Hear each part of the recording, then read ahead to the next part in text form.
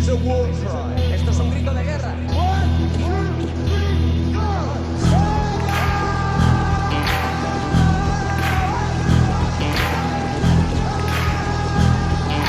God never forgets a single prayer we pray. We forget most of the prayers, but there are things that will be happening in all of our lives today that are the result of prayers we or other people have prayed in the past. Our lives are, like the headlines of our lives are written by the footnotes of our prayers.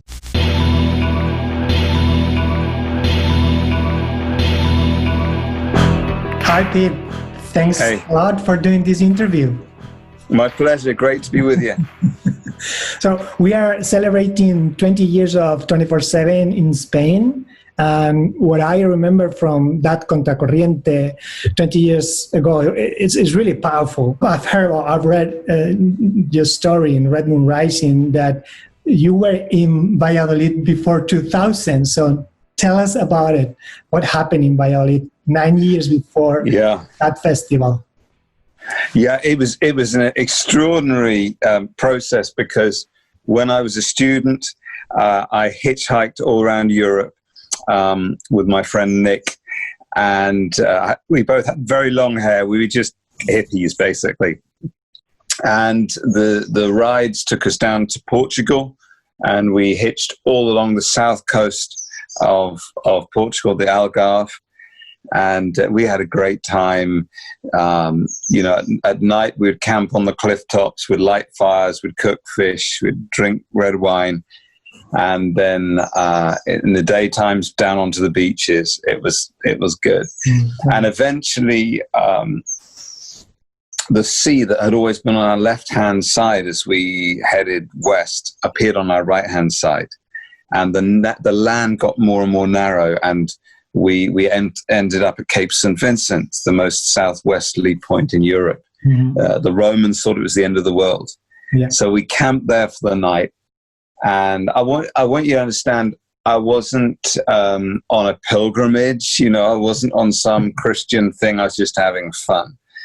But I woke in the night, came out of the tent, and it was a pretty wild place to be, and it moved me to want to pray. And so I remember I stood and I faced the Mediterranean Ocean, and I raised my hands and I prayed looking south, just blessing Africa. Then I turned to face the west and the Atlantic Ocean, and I began to bless America. Mm. And then I turned with my back to these two oceans and looked at our little tent, and I began to pray for Europe. So for Portugal, Spain, France, Germany, right the way out into the Middle East. Right. And as I did so, I began to shake, and I heard this buzzing noise, and it was like I was being electrocuted. And then I received a vision. And for years I didn't tell anyone because I thought they'd think I was crazy. But I saw an army of young people rising up out of a map. And then that was that. It finished. So we began to hitchhike, but eventually we ended up in a city, which I now know was Valladolid. And I remember distinctly, I sat on a park bench there and I said to God, where is this army that you showed me? I don't see it. And maybe some of the people listening feel like that. You look at your street, your family, your workplace, you say, I believe God's going to do great things, but I don't see it. Yeah. And so that was it. I forgot that I'd ever been to Valladolid. We went to a lot of places whilst we were traveling. And then, 9 years later, you guys invited me to come and speak at Contracorriente. And it was in Valladolid. And I remember I got you all doing the war cry, shouting out, Venga, and there were all these people punching the air, doing a war cry. Pretty wild. It was crazy. And I also remember there were wild people, but there were also like Salvation Army officers in white smart shirts. There's a whole mix. And at that moment, God reminded me, as I looked out at 1,000 people all shouting Venga, I'd been to the city before. And I sat on a bench in the city and I said, where is the army? And then the next time I'm back, 9 years later, which is a long time for a human being, but not a long time for God, I'm watching 1,000 people shouting a war cry. And I felt God saying, here they are. So I'd like us to make a noise that can be heard in heaven. Así que quiero que hagamos un ruido que se pueda oír hasta en el cielo. I'd like us to make a noise that will make demons scream. Un grito, un ruido que pueda hacer que los demonios griten y tiemblen. And there's one more thing. Y una cosa más. As you do this, mientras lo haces, you need to use some energy. Necesitas utilizar una cierta energía. You know, one of the great gifts to youth is energy. Uno de los grandes dones que le ha sido dado a la juventud es la energía. That is why Satan attacks you with apathy. Es por eso que Satanás os ataca con apatía. I can't be bothered. A mí no me molesta nada. I'm bored. Estoy aburrido. I want to watch television. Quiero ver la tele.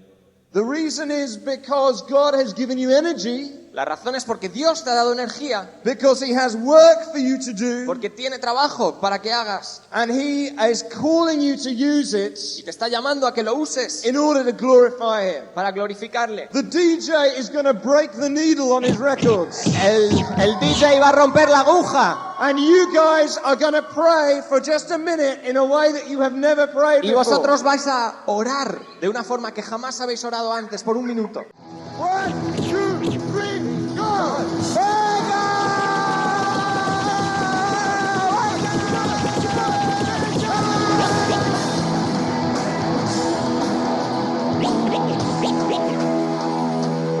You guys are crazy. Estáis locos.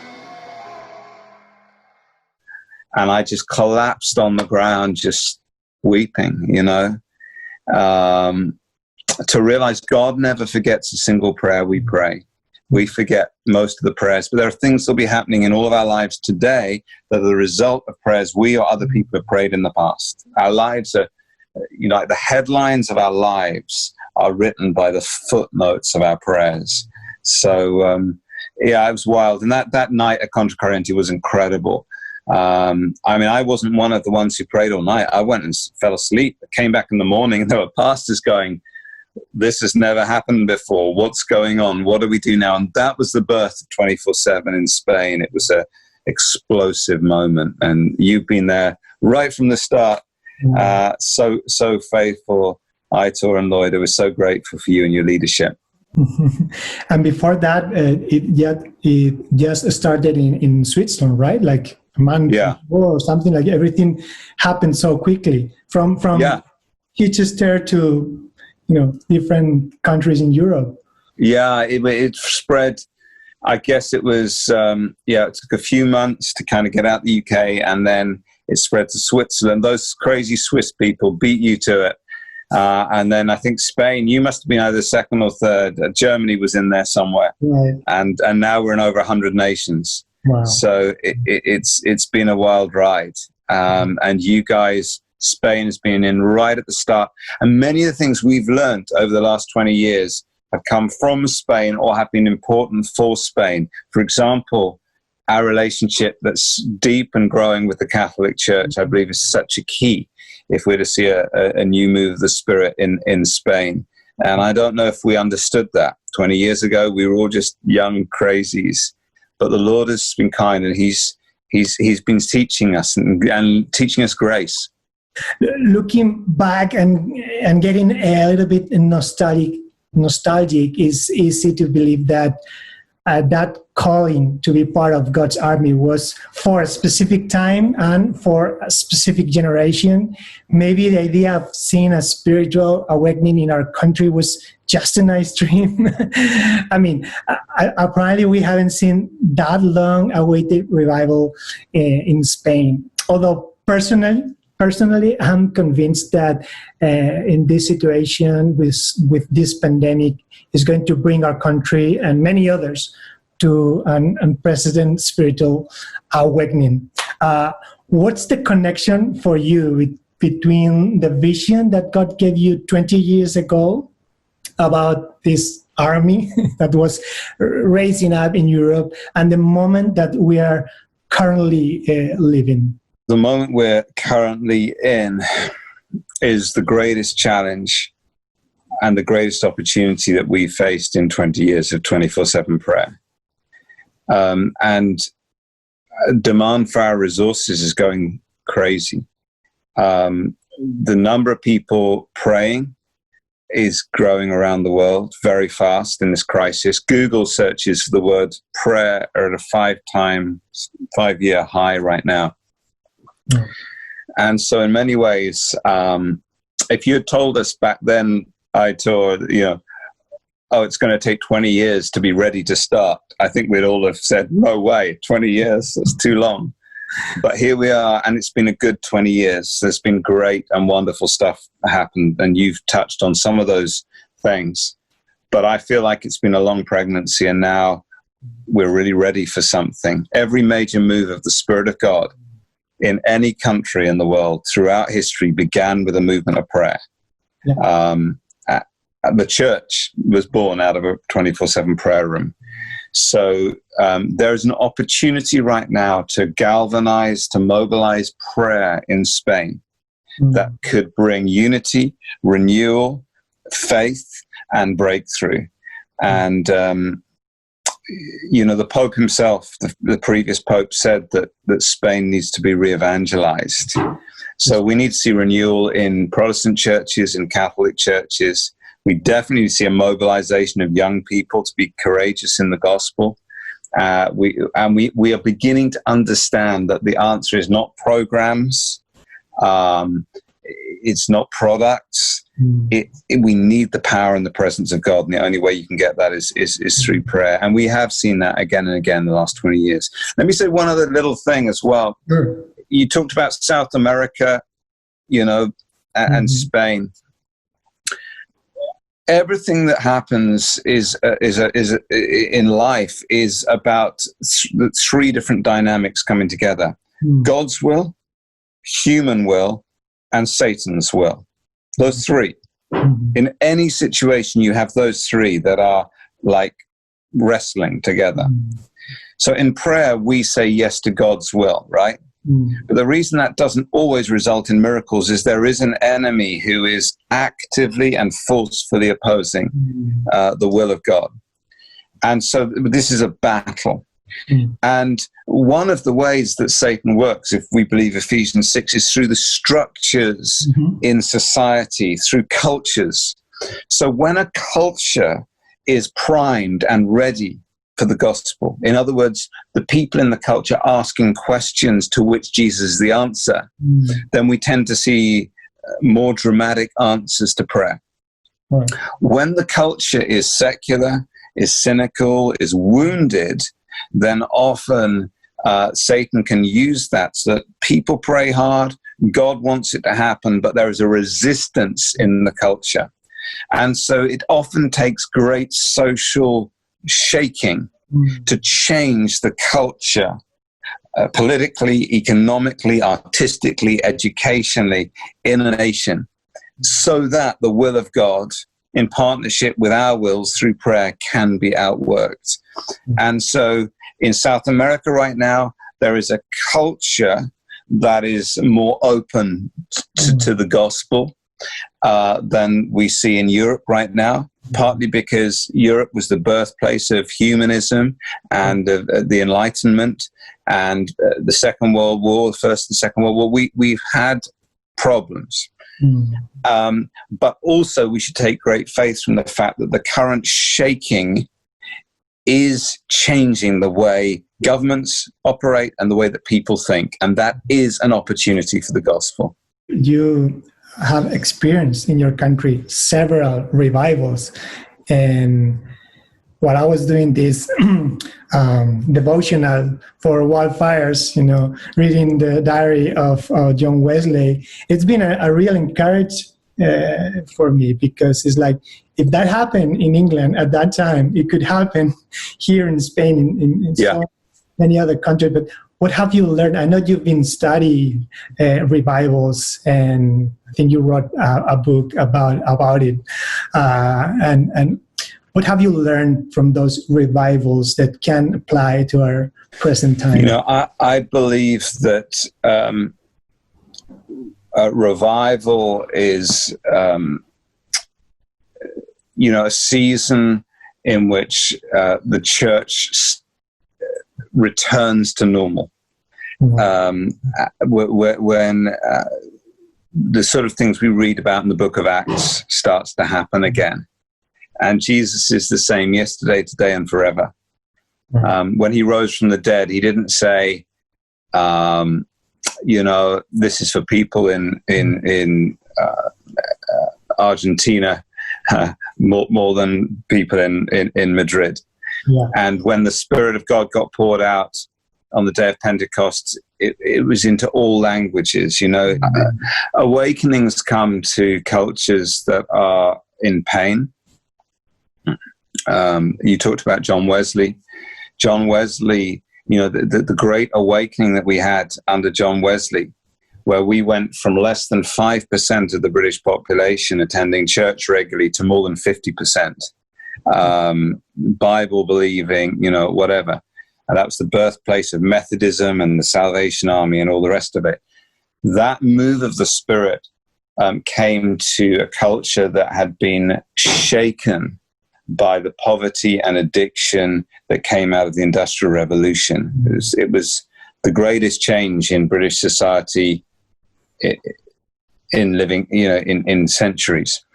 And so suddenly people were disrupted. They were asking new questions. They were open to new ideas. And so the sociological context matters. Mm-hmm. Secondly, Wesley and his friends, they learned from the Moravians how to pray. Mm-hmm. And the Spirit of God came to an all-night prayer meeting, like that one all those years ago in Valladolid. Mm-hmm. And that was the moment the Spirit of God fell on the 1st of January, 1739 at 3:00 in the morning. They had been praying all night. Wow. And out of that, John Wesley began to ride about 125,000 miles preaching the gospel and changed the course of our nation. And so these things can happen, but it begins with prayer. It begins with social shaking. And then we must respond in two ways. One, preaching the gospel, and two, caring for the poor. I think we have the conditions right now for a great awakening. If we respond to our calling to pray and to care for our neighbors. Yeah. Yes, St. Augustine said, this is good theology. Of course, it's from Augustine. He said, without God, we cannot. Mm-hmm. Without us, God will not. Mm-hmm. Okay? Without God, we cannot. Without us, God will not. That's the relationship between, Calvinism and Arminianism, right there.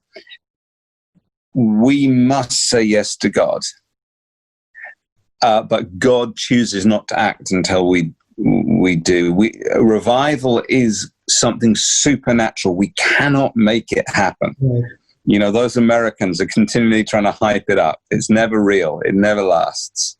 We need a supernatural move of the Spirit. So without us, God will not. But without God, we cannot. So the current context will not automatically turn into revival. Right. But it has the potential to trigger something if we will respond in prayer, encouraged with the gospel, and in fighting injustice. There might be people thinking that the idea of an awakening or a revival is very far away due to the situations that we are living right now. Many people losing their loved ones, their jobs, fighting for, so many things right now. And you have always talked very honestly about pain and suffering. What will you say to them, to these people that right now they can't think about a revival or an awakening? They only can think about their suffering. Yeah. Isaiah 61, the Spirit of the Lord came upon Jesus to bring good news to the poor, to bind up the brokenhearted. And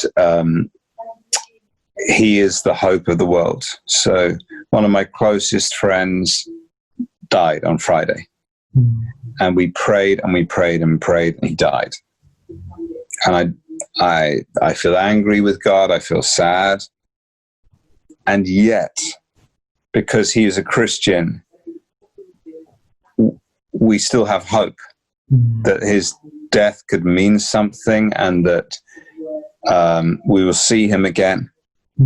I think sometimes Christians say, oh, it'd be so much easier if I was an atheist. But everyone suffers. But if you're an atheist, you have no hope. There is no meaning to your suffering. If you know Jesus, he is a source of hope and comfort when your heart is broken. Psalm 23 says, even if I walk through the valley of the shadow of death, I will fear no evil because you are with me. And I always say this, we always want God to airlift us out of our problems. And sometimes we do, we call that miracles, but mostly he parachutes in and joins us in the midst of our pain and our suffering and our heartbreak. That's the story of the cross. Christians are the only people who believe that the God of the universe suffers with us and for us. So we have a God who understands our pain. And to be a follower of Jesus is to know joy and hope and life, but it is also to know tears and pain and grief. And we do it all in relationship with Jesus. And as Christians, part of our witness right now is that we do have answers to those questions. We do have hope for people who feel hopeless. Yeah, everything people were trusting in is not, people will find their security in their jobs. We are already in mass unemployment, and it's going to get much worse this autumn. Millions losing their jobs. People putting their security in money. Well, we're heading into a recession, maybe even a depression. Our economies are shot.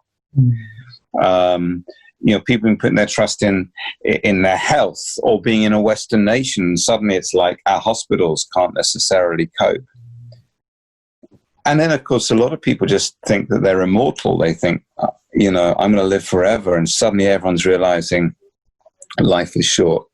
These are all the questions to which the gospel of Jesus Christ is the answer. Put your hope in Jesus for this life and the next. Money will come and go. Jobs will come and go. Life will come and go. But Jesus Christ will never let you down. This is the good news of the gospel. When I went to Burgos when I was 7 years old, and there was a community that helped my family in a very difficult time. My parents were unemployed, and it was a community, people living in community in Burgos, and that made a difference for my family and for me. So do you think the church is going to go in that direction because of the necessity of these times? I hope so. Someone said Satan has tried to shut down the church around the world, and instead a church has been planted in millions of homes. And it's good that we are learning how to be church in our homes and our families. And I think we're also understanding the joy of community. We all long to, be when we can hug one another again. Can you think of anything more amazing? So I hope so. The people of God throughout history have never done very well when under blessing. Sadly, that's why eventually the people of Israel had to go into exile, and then they began to cry out to God, right? When the church was born, it was, all going fine. And then persecution came, and that's what made them fulfill the Great Commission. It wasn't, we must go to the ends of the earth to preach the gospel, because Jesus has told us to in Matthew chapter 28. It was, we'd better get out of Rome to escape because we don't want to get killed.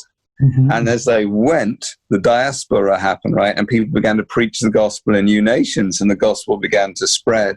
So there is a history of God working through tragedies to renew and change and refine the church. He only wants to bless us, but sometimes he has to allow us to go through very difficult times in order to change us. So, when in our prayers, we should be praying for renewal and reformation in the church. I think as well, one of the signs this is a move of the Spirit. I don't mean that the coronavirus is sent by God. That's not the case. This is demonic. But I mean that God's Spirit is moving through the crisis. One of the signs is it was happening before coronavirus. We've seen, refining, sin and corruption being exposed in the church and in other institutions, which is a direct answer to us praying for years, come Holy Spirit, bring your holiness to our governments, bring your holiness to the church hierarchy. And so God is on the move. He is shaking the church, and he's shaking society. And so these are the times where the future is rewritten for maybe 10, 20 years to come. So this is a big opportunity. We mustn't miss it. I don't know. What do you think about this? I believe we are better at asking God for stuff right now. No, we are interceding for people, asking for healing and so many things. But we are not very good at meditating and having these contemplative times in prayer. And I have discovered in the probably last 10 months how important it is to stop.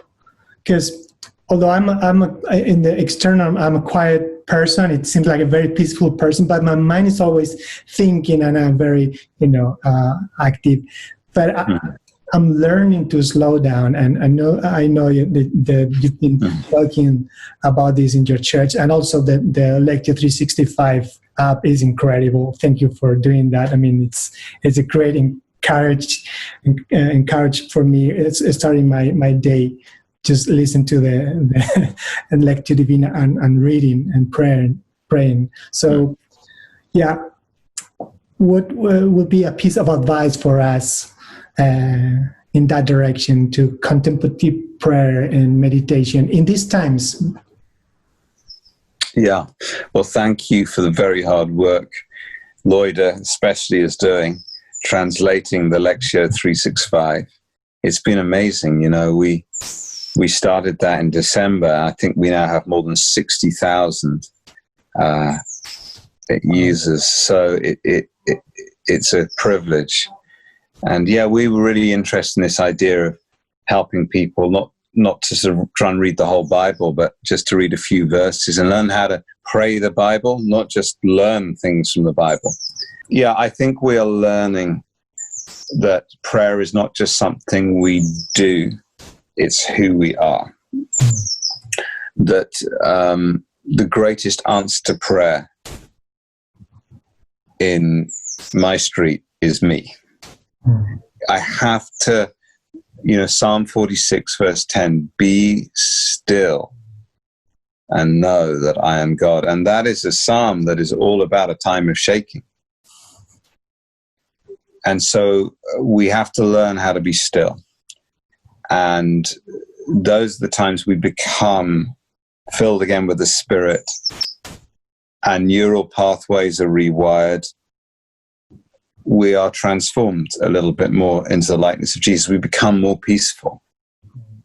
And I believe this is very, very, very important, that we learn how to pray contemplatively, as well as intercession and spiritual warfare and petition.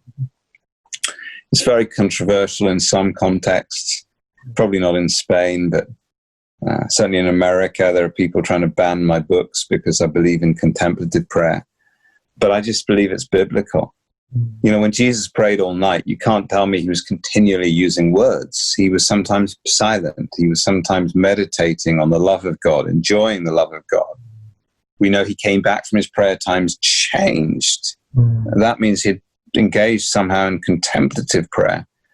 So, I think it's very exciting that people are learning how to pray in a way that's beyond words, and that's about being caught up in the love of God. And the final thing I would say is this: sometimes I think we believe that our job is to try and make God turn up in our workplace or our home or just in our own lives. We've got to somehow and even like a lot of charismatics, they worship with their hands in the air, like they're trying to reach out and pull God down. But Jesus said, I'm always with you. I'll never leave you. I'll never forsake you. So God is always present. And then we're told where 2 or 3 meet in his name, he's present. It's not God that is absent. It's us. Like much of my life, I'm not present to my own kids. Yeah. You know, I'm distracted. I don't listen well. I'm an anxious presence in the room. I often, sometimes people say to me, how are you? I don't know the answer because I'm not present to myself. And then I'm often not present to God. And there's something about stillness that helps me to become present to the God who is always present. And I start to go, oh yeah, hello, Jesus, here you are. So I would just encourage people to use the whole menu of prayer. Some people then just get into contemplation. They stop doing intercession and spiritual warfare. Listen, if I got cancer, I don't want someone to stare at a candle. I want someone who knows how to pray with authority. But equally, it's important we learn how to become the presence of God in the world, and contemplative prayer is the way that happens. To end this interview, what are your comforting and encouraging words for Spain and people that are watching us from Latin America? This is such an important moment. The tide is turning and the future is there to be written. And so everyone, if you know Jesus, your most important thing right now is to pray. You must push into prayer right now because what Joy Dawson said, anything not born in prayer is born in pride. So this is a time when the world is being shaken to pray like never before for the church, for harvest hands to go out and reap the harvest, pray for society, pray for our political leaders. That's 1 Timothy 2. And then secondly, this is a time for us to proclaim the good news with confidence. If you're in lockdown, there are still ways you can do that. But this is a time for great courage. Don't just try and survive this season. This is a time where we as the followers of Jesus need to stand up and lead in prayer and in practical ways too. And I'm excited. It's going to take things like this for Spain. It's going to take things like this to awaken the church. And but when the church is awakened in Spain, it's going to be incredible because you've got a lot of churches and you've got a lot of history. And when the Spirit of God comes and redeems that, Spain is a culture. Why couldn't Spain see its first great awakening in our lifetimes? Why couldn't we see hundreds of thousands of people turning to Jesus Christ? Jesus is alive. The gospel is good news. The Spirit of God is on the move. This is an opportunity. We need to take this moment. And as for South America, again, it's a great opportunity. Don't miss this. So in the 20 years ago, we talked about that vision of an army of young people rising up. I see it rising up. This is a time to push on. Aitor, I've now got a grey beard. You have some grey in your beard. And I don't have hair here. So. My hair's disappearing. But this is a time for a new generation to rise up and pray and serve Jesus as never before. Wow. Can I ask you a favor? Can you say Venga in Spanish? Yeah. Venga. Thank you so much. We really appreciate your time. Venga! That's the way to do it. Yeah.